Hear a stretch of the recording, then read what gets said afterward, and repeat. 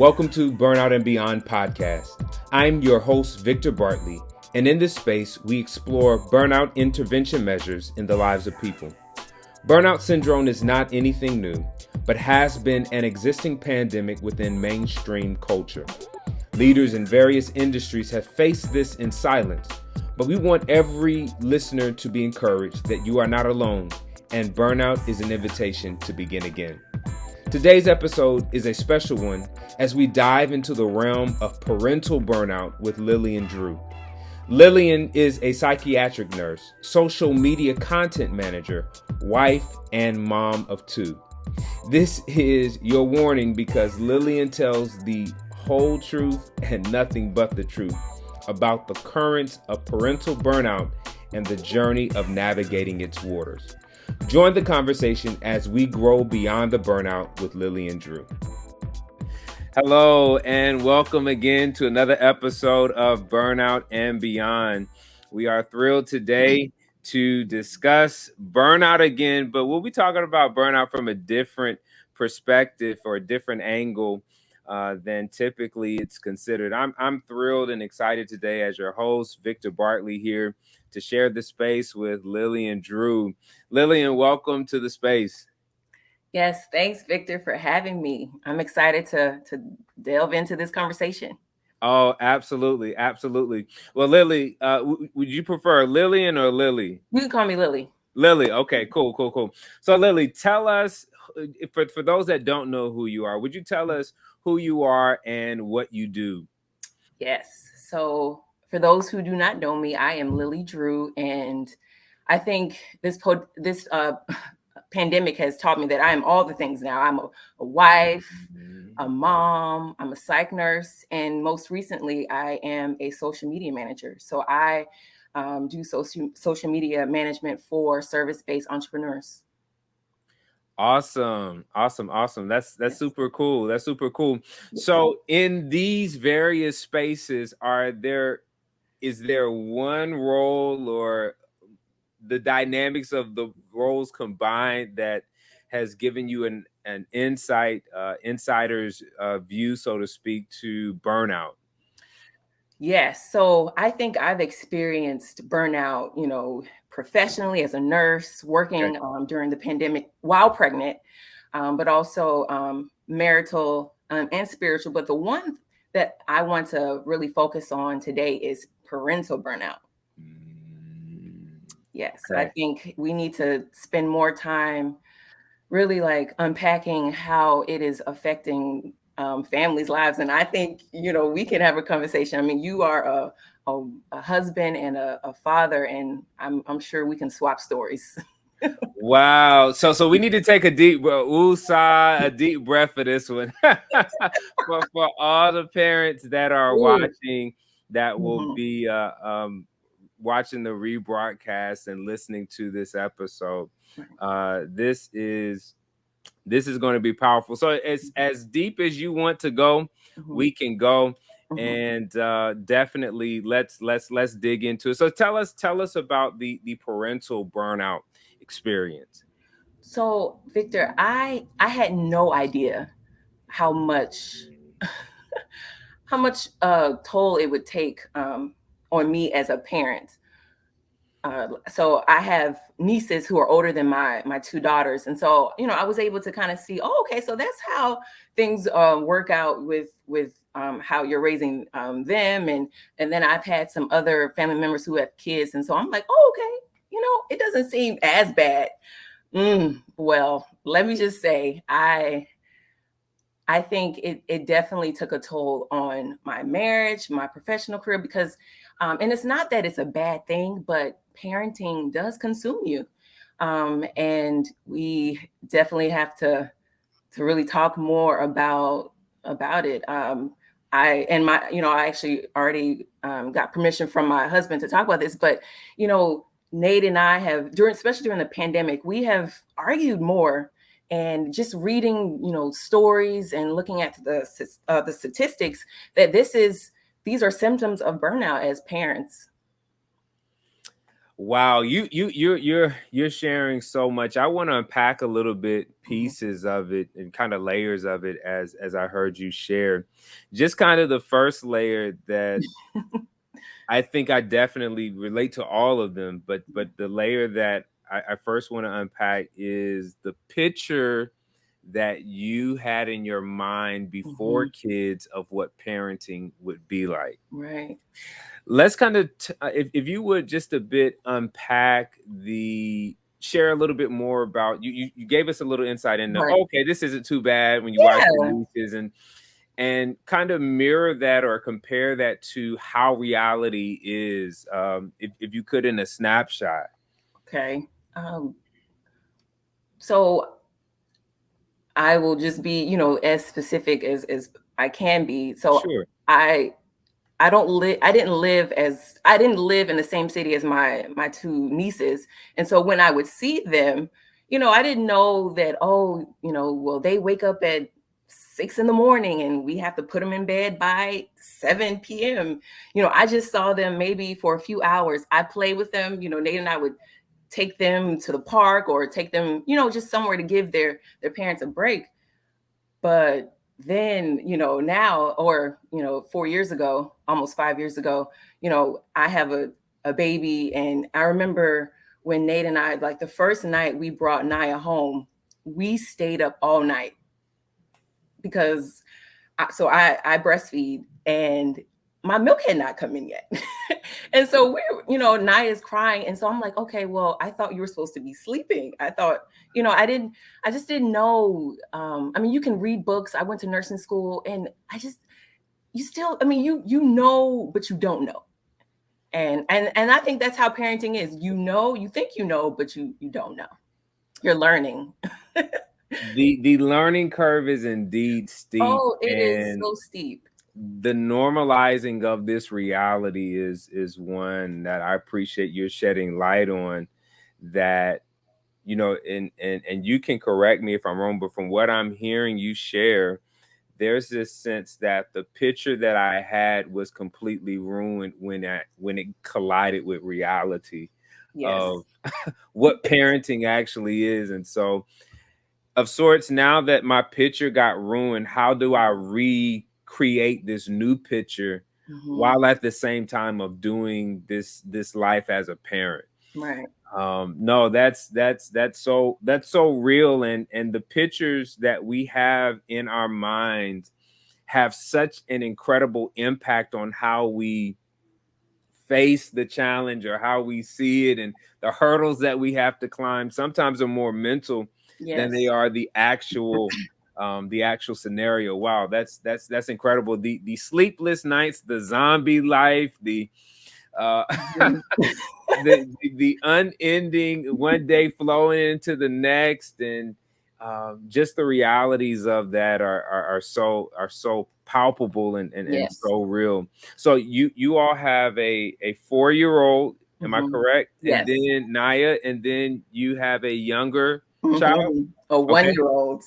Okay. Yes. Wow. Wow. Congratulations. Let's first start off there. Thank you. Congratulations, Thank and you. a 1-year-old and another girl. And so Mhm. the man, I should have asked your husband to join with the estrogen in the home. Or Right, right. I can relate to that Yes. slightly. It's a Oh, little true. different. Yes. It's a little different for us. We Right. have our 3-year-old son, and then our twin daughters. So, Aw. so we got Yes. we got the double dip in the Right. second one, and that's a whole different episode. Oh, yes. But the pictures that we have of parenting. Can you talk a little bit about, obviously, having the first child? That's Mhm. a unique experience that cannot be repeated, no matter how many additional children you have Right. after the first. How much did the dynamic shift when the additional, and I don't want to say the additional, or the second child arrived into the existing family? Right. So when we had Noelle, we were I guess knee deep in the pandemic. I had just gone on to maternity leave. So, oh, and then also I need to share this. So Go ahead. my parents were supposed to come maybe a few days after we had given birth to Noel, but my parents got COVID. So my help that was supposed to be there was not there. And so it was just Nate and me. And thankfully, Nate's family decided to come and pick Naya up, and she got to spend Christmas with them. And I thought that was great. But it was just Nate and me. So whereas we didn't know what we were doing with Naya, we knew what we were doing with Noel, but still this is a new baby, different personality, and so it was still challenging because as I think there needs to be more talk in how isolating parenting can be, and especially now. I think community is so important, but yeah, it was definitely different because it was just the two of us. Okay. Wow. The unexpected. So you had a game plan, and had to call an audible. Yes. Where it was just whoever was in had to stay in. Wow.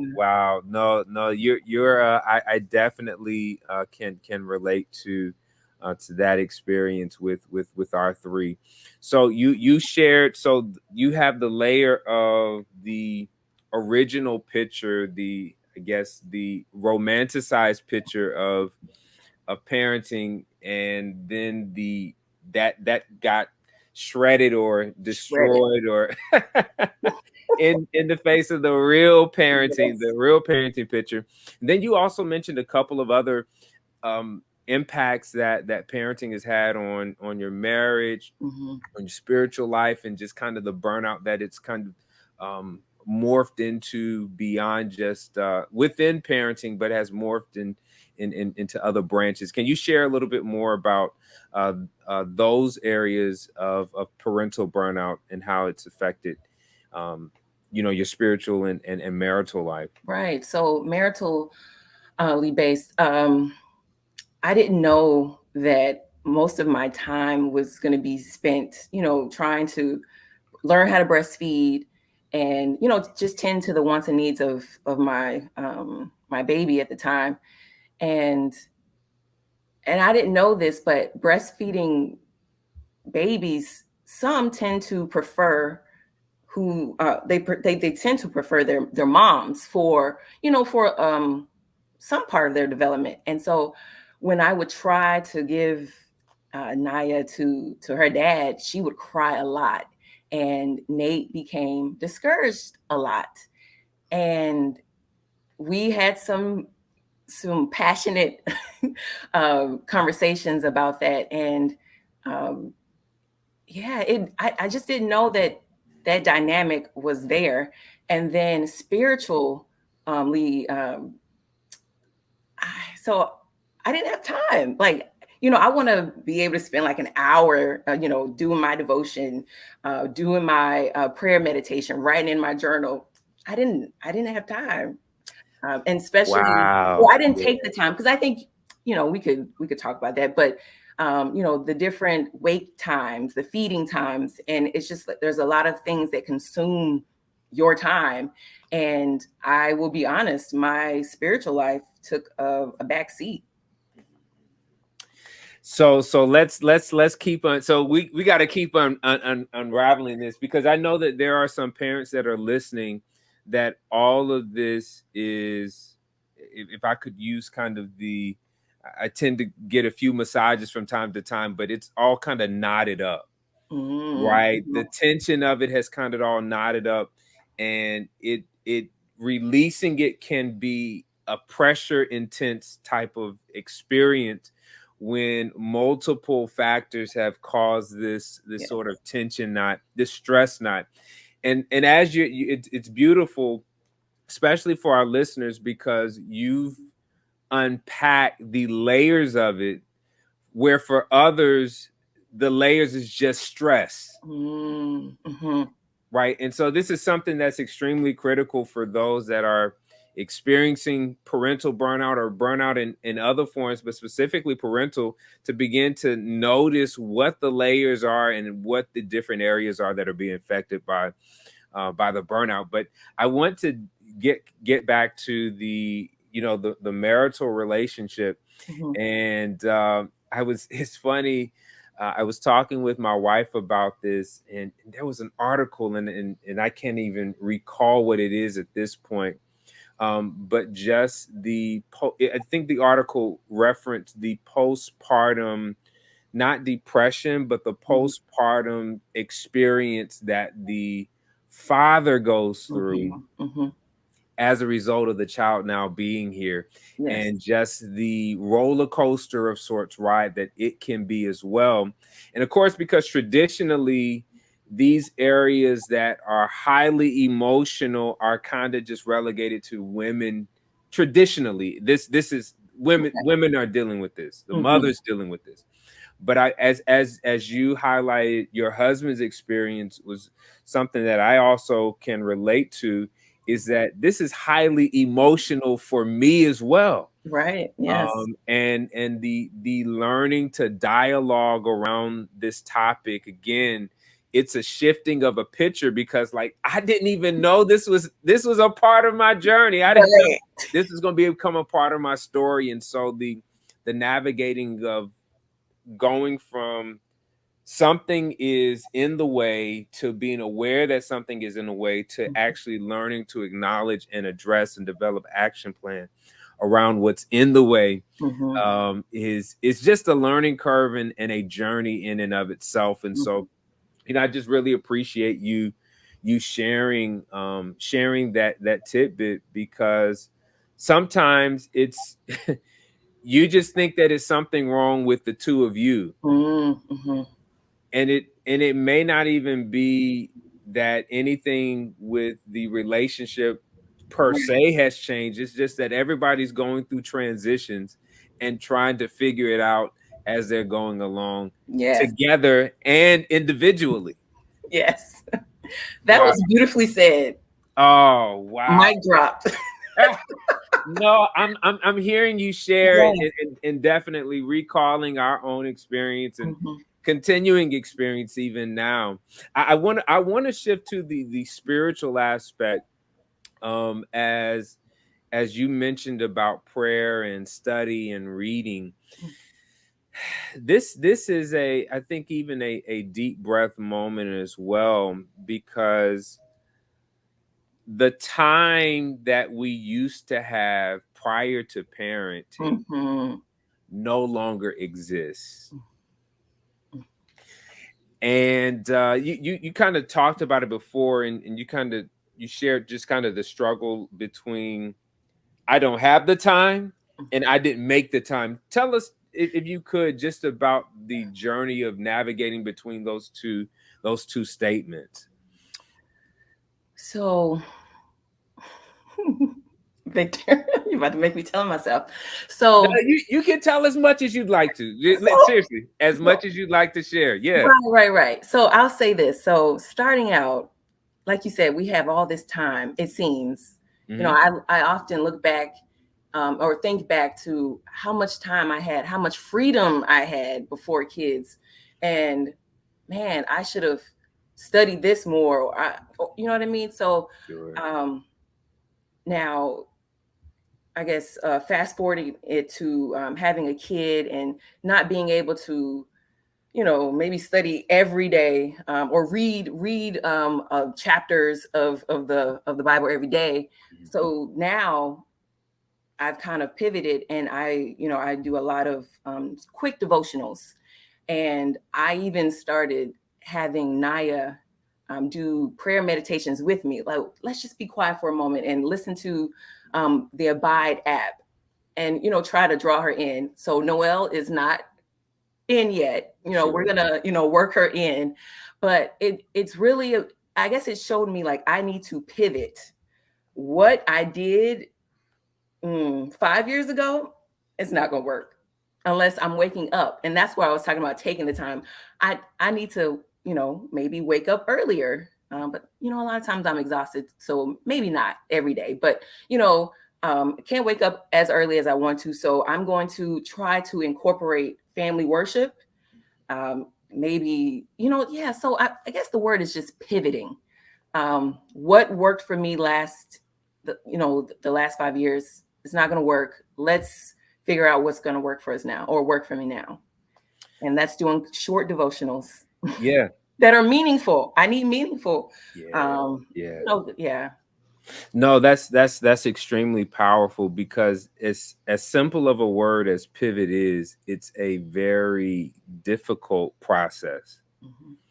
because we're subconsciously attached to ideas that we have history with, and we consciously protect them at all costs. So like I have to get as close to the hour as I can.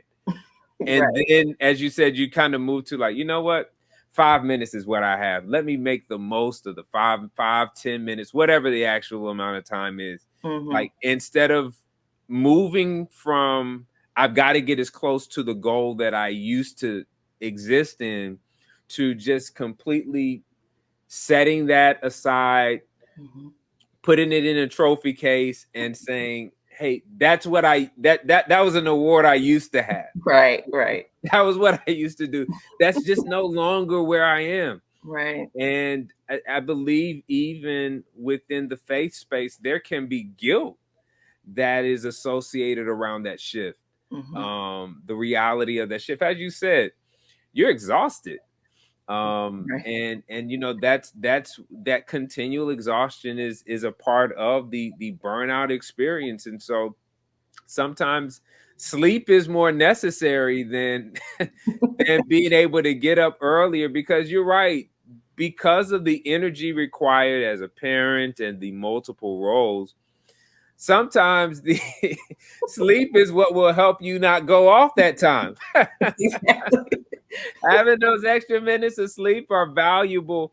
And it's just as you shared, just the pivoting and the reorientation and the positioning yourself in the picture, of how the new you has formed in the presence of the new challenge, the new experience, Mm-hmm. the new journey is extremely important. Listen, there's so many parents that are going to experience this conversation, and some may just be coming into an acknowledgement as they're listening to you share that parental burnout is an experience that I've had or am having currently. Mm-hmm. Um, what are some what's a go-to strategy? I know you mentioned community. Would you expound a bit more on why community is so important to the burnout intervention journey for parents? I think community is so important among families, especially with small kids, because we need to know that we're not alone and that we're experiencing similar experiences. And what worked for you could work for me, and we can swap stories. And I think so. Yeah, I've joined a number of Facebook groups. I've joined some mom groups. Just joined a mom group here in the Memphis area, and it's just a breath of fresh air. I spend a lot of time, talking with my daughters. It's great to be able to conversate with someone around my age, and even if they're older, I love that too. But it's community is so important, and I think especially because of the state of our world, the way that this pandemic is playing out. I think we've been molded to just being by ourselves, but God didn't create us that way. We Absolutely. have to be in community. And so I would definitely say, like, find your community, find a community of like-minded individuals and hang out, do Zoom, just do something. Yeah. No, that's so pivotal, and you're absolutely right. The whole concept of community is a resistance to the comfort of isolation. Mm, And so no, because it can be so easy to be like, well, I'll get to it when I get to it. yeah. But making community a priority will take intentionality. And I love what you shared of just about the various groups, Facebook and the local groups even that you are plugged into for that source of community and connection that is powerful. Are there any other strategies that you would recommend or that you can share from your own experience that have been impactful in the recovery experience of burnout? So another one, and it's very simple, but it took me almost 5 years to put to words. So I am about to give somebody some free game, and I that love is learning to say, "Babe, I need a break." Because I would shoo around, or timidly say, "Oh, I think I need to lay down," or "I'm just so tired." But it took me, Victor, literally almost 5 years to tell Nate, I need a break. And we had to strategically come up with a plan because I'm still breastfeeding. I can't just walk away like, sometimes the husband can.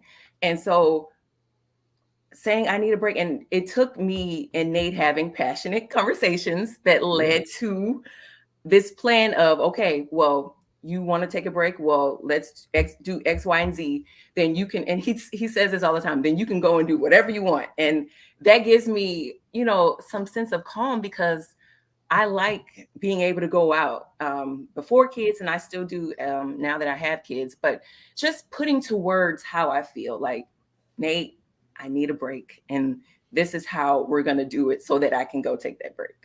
Wow. No, that again, you said a lot of these elements that are valuable for the intervention journey are simple concepts, but the emotional buy-in that you have to have within to actually say them, to actually follow through is significant. Yes. It's significant. And so, no, that's so powerful, and definitely celebrate you as well as Nate for how you all are navigating and adjusting to one another's needs as parents and individuals.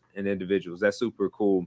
Well, Lily, it's been great having you on. I just before we end, there are people that want to connect with you, learn more about what you do and the various spaces that you operate in. How can they connect with you? Oh, so I am all over social media. So you can find me on Facebook. I'm Lillian Drew. I'm also on Instagram and LinkedIn. So yeah, come check me out. Okay. Awesome. Lily, again, it's been a pleasure. It's been a pleasure to have you. Lillian has shared a unique aspect of burnout through the parental lens. That is one that is, I think many parents, as you shared, have come to see the reality of during this pandemic. One that's already been present, but has been highlighted and come to surface even more. And so, as she shared, we remind you that the experience of burnout you aren't alone in, and that as always, burnout is an invitation to begin again. Peace out. Woo! I hope you've cleared the water out of your ears from that deep dive with Mrs. Lillian Drew. Lillian shared so much, emphasizing the importance of education and community for the parental burnout intervention journey. When it comes to mental health and well-being, education begins with our explorative admission that something isn't right. Have you made this simple confession yet? Education is one thing, but being in community is even more important. Community validates our vulnerability and gives support, strength, and solidarity. The ancient African proverb says, "It takes a village to raise a child." And Douglas adds that it takes a village to support that child's parents. Parenting is not done alone, and neither is burnout recovery. Thank you for joining this episode of Burnout and Beyond. To see previous episodes, visit the podcast page on victorspeakslife.org. If you or your organization want to grow beyond burnout, share your information by clicking the Book Victor icon. Until next time, live well.